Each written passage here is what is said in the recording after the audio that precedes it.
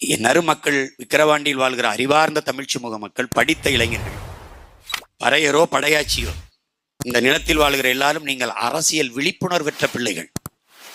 2 பேர் தலைவர்கள், எங்கள் ஐயா மருத்துவர் ராமதாஸ் அவர்களும் என் அண்ணன் திருமாவளவன் அவர்களும் இந்த சமூக பிள்ளைகளுக்கு இடையிலே மிகப்பெரிய அரசியல் விழிப்புணர்ச்சியை ஏற்படுத்தி இருக்கிறார்கள். அவர்கள் கூடவே 10 ஆண்டுகள் பயணித்த மகன் என்கிற முறையிலேயே நான் உங்களுக்கு சொல்றேன்.